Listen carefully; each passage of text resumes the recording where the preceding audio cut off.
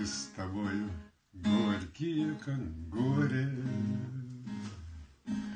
горе, от которого бежим. Приветствуем всех подписчиков нашего канала. И сегодня у нас очередной выпуск проекта «Потомки героев экспозиции». И у нас в гостях легендарный человек, заслуженный геолог Якутской АССР, кандидат геолого-минералогических наук, близкий друг великого русского поэта Евгения Евтушенко Георгий Дмитриевич Балакшин. Добрый день. Ага. И пользуясь случаем, тем, что Георгий Дмитриевич приехал к нам в Нюрбу всего лишь на несколько дней, мы пригласили его, конечно, к нам в музей, так как он не только потомок героев экспозиции, он сам герой нашей экспозиции, который вот наши посетители с большим интересом знакомятся. И сейчас бы я хотела попросить Георгия Дмитриевича, чтобы он немножко рассказал о себе, о своей семье. Конечно, старшее поколение, среднее поколение, семью Балакшиных очень хорошо у нас в Нюрбе, и не только в Нюрбе, но и в нашей республике знают. Но хотелось бы это все услышать из уст самого Георгия Дмитриевича. Пожалуйста. Дойдывар Нюрба, Киен, Долген, Оларагун. Могу сказать, что вот очень волнуюсь сегодня тем, что я вернулся. Не то, что вернулся, но снова посетил свою родину, Нюрбу. Уже 91 год, да. С тех пор, как я здесь родился, школу окончил. Вот. Потом после института сразу вернулся сюда, а здесь уже работал в легендарной Амакинской экспедиции. Вот. Так что путь начинал сразу. Все у меня связано с Нюрбой, с Амакинской экспедицией. Моя работа, да. На поисках алмазов, в общем, вся жизнь моя прошла, можно сказать. И тут Нюрба, Амакинка, вот, и я, все как-то завязаны, можно сказать, одним миром. Это вот наша общая судьба. Как Нюрба, колыбель алмазной геологии, вот, так и для меня Нюрба, моя колыбель и место, можно сказать, вдохновение. Место силы. Вот, вдохновение, памяти, сердца. Вот здесь, в этот приезд, посетил могилы всех моих предков. Оказывается, здесь уже 2 поколения Балакшиных в Нюрбинской земле покоятся. Так что вот, память сердца, память разума. Вся вот светлая память с нами в Нюрбе. Да. О маме Александре Николаевне Балакшиной давайте вспомним, да, она одна из первых женщин Саха, награжденная орденом Ленина, и в годы войны работала на почте. Также у нее жизнь — это целая эпоха, как бы, да, она дочь головы Сунтарского улуса, богатого человека, да, как бы такая богатая наследница, но потом она стала вот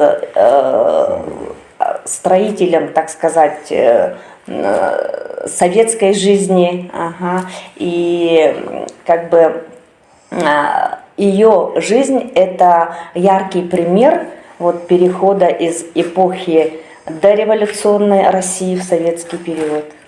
Александра Николаевна Балакшина. Мы все ее очень хорошо помним и знаем.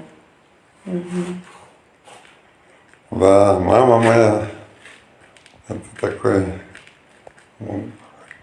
я говорю, такая святая женщина, но идеал, по-моему.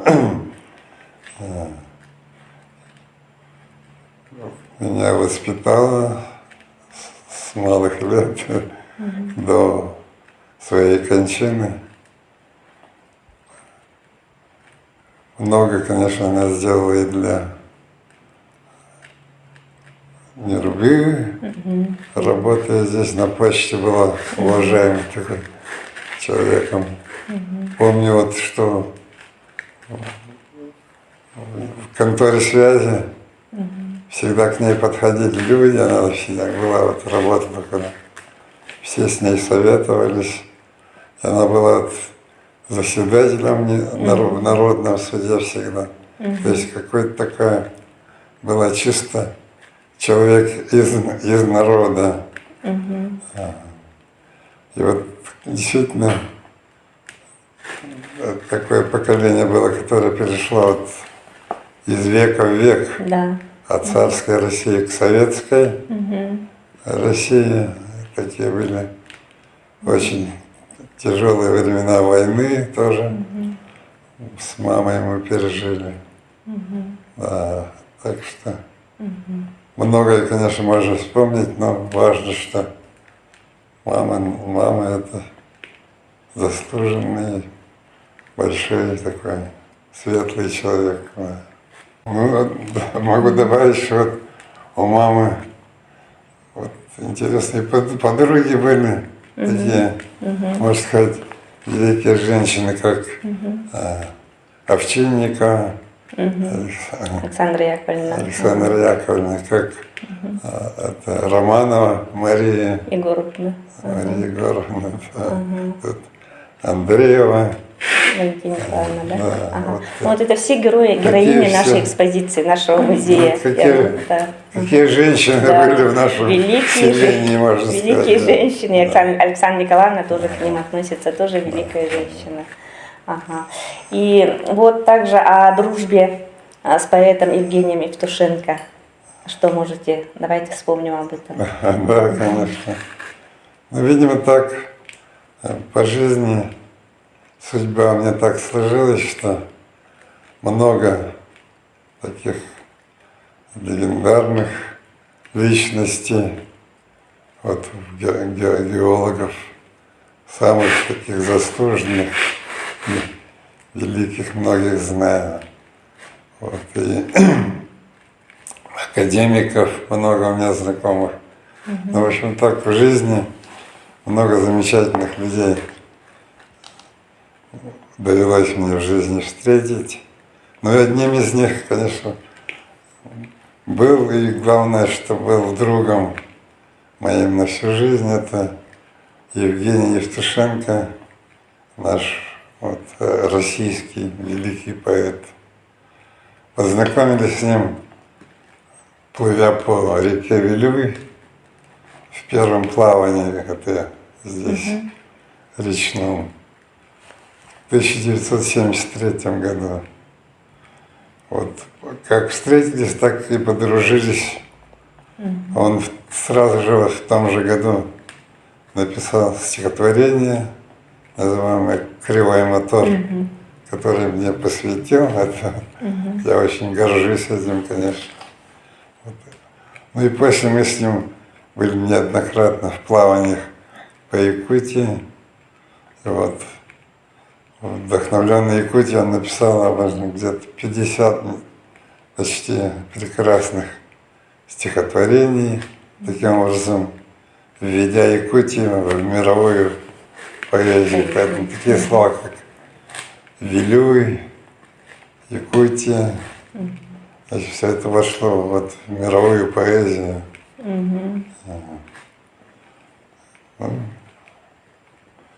И до конца его жизни я похоронил, участвовал в похоронах его в Москве.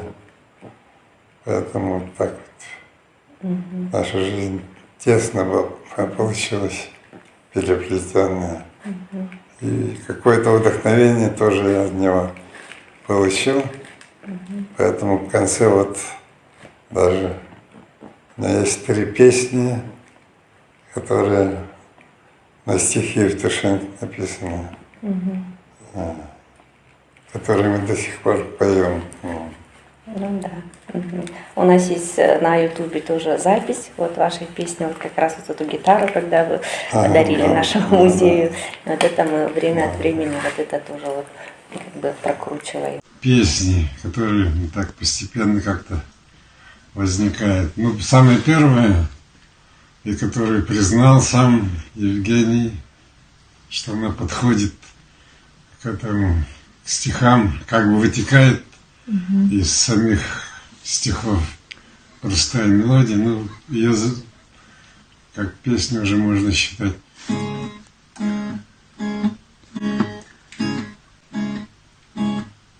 Мы с тобою горькие, как горе, горе, от которого бежим. Мы с тобою добрые, как море, море, у которого лежим. Мы упали, милая, с тобою, не для нас белеют корабли. Мы упали около прибоя, мы упали около любви. Черная все знающая бездна нас ничем не может обижать. Неподвижность — лучший способ бегства, если больше некуда бежать. Я тебя тихонечко поглажу, жизнь еще пока не отняла собственность единственную нашу. Наши суверенные тела. Ляжем мы на синий твой халатик, с морем на губах и на спине. Проявляем сильный свой характер, позволяем слабость себе. Песчинки с гладкой твоей кожи тихо переходят на мою. Наши души переходят тоже. Я уже свою не узнаю.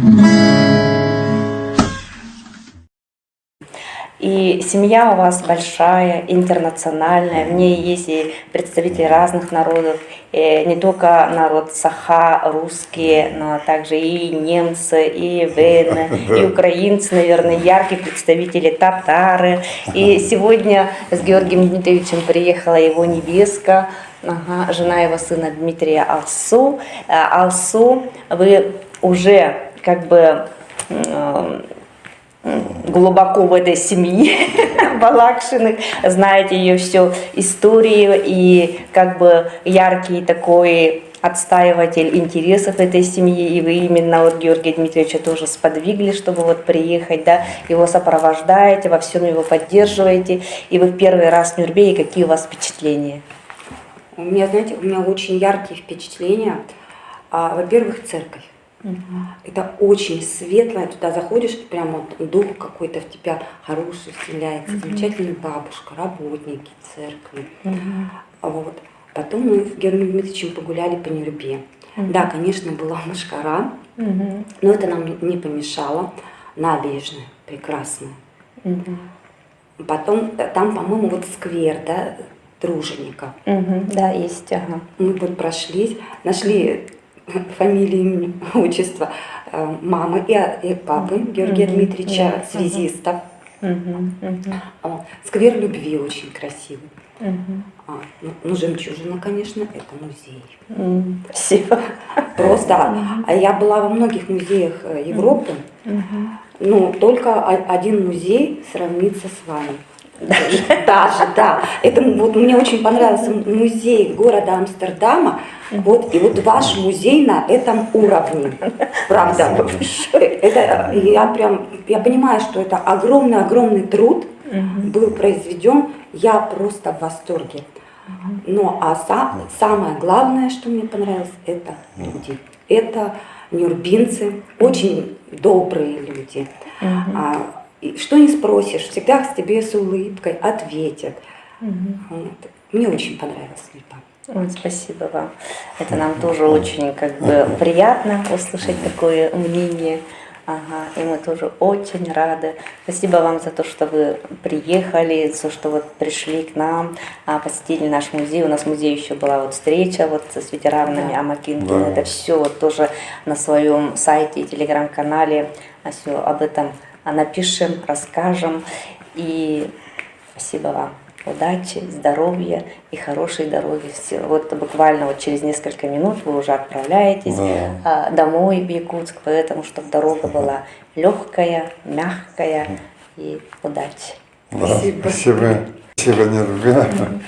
Спасибо администрации Нирубе. Кстати, очень важно, могу отметить, что вот Алексей Михайлович, это наш старый добрый приятель, можно сказать, сделал большое дело, буквально историческое, тем, что издал распоряжение о том, что первое воскресенье апреля будет днем Амакинской экспедиции. Как вот ветеран Амакинской экспедиции, как геолог Алмазник, я вот хочу администрации Нирубы выразить свою большую благодарность. Кстати, да, это большое дело. И также вот выражают благодарность в лице Георгия Дмитриевича все амакинцы и дети амакинцев. Это очень, очень хорошее и благое дело. Амакинка, имя Амакинки будет всегда. Я могу сказать, что вот всегда говорят, что биологи это связаны с гитарой. Гитара, биолог и алмазы как-то завязаны. Мы с самого начала в Амакинской экспедиции был песенный коллектив. И вот песня нам строить и жить помогала, как говорится. Ну, песен очень много. Но одно вот всегда, сейчас вот даже на закате жизни я продолжаю повторять, это вот такая песня.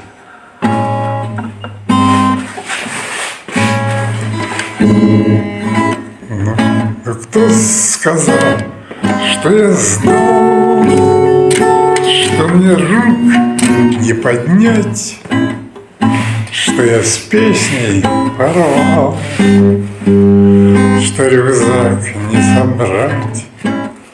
Ну кто сказал, что я ждал, что мне рук не поднять, что я с песней порвал, что рюкзак не собрать.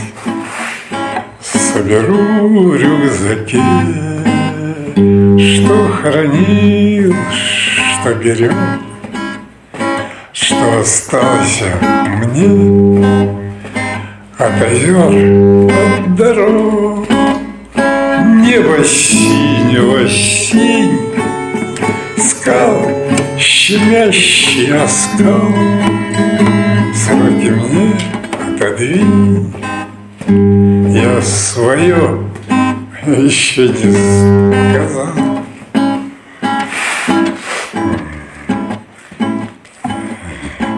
Да, проходят года, и стареют друзья, но бродяжую жизнь забывать нам нельзя. И в пути отставать нам с тобой не к лицу. Я рюкзак свой опять по дорогам несу.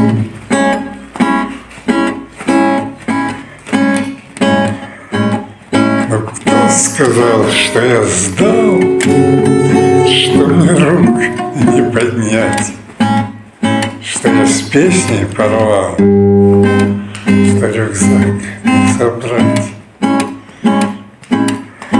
И в пути отставать нам с тобой не к лицу. Я рюкзак свой опять по дорогам несу. Ну, вот так.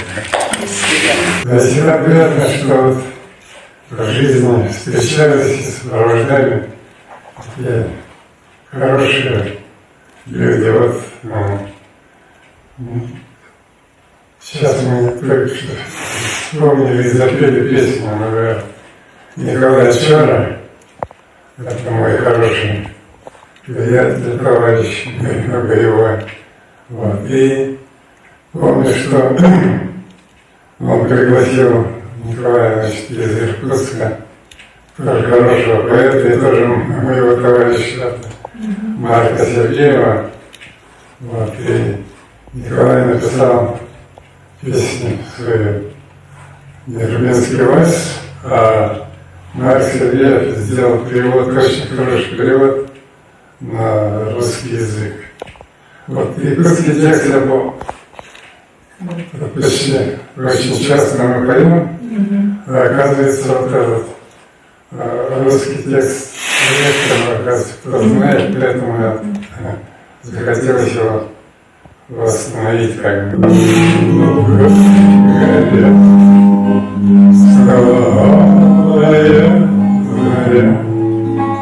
Извини, моя родных, песня рвится молодых, дала своим плывет, воздух сладкий, словно мед, и берез веселый страж над Илюйской волной. Ночи тишина, восхожденная волна, в лучах солнца над головой, как мы счастливы с тобой. Над самим плывет воздух сладкий, словно мед, и берез веселый строй над Илюйской волной. Позвала нас вдаль судьба, не забудет своя рука, и в засном поры негасимые мосты. Над своим плывет воздух сладкий, словно мед, и берез веселый строй над Илюйской волной ходя. Над своим плывет воздух сладкий,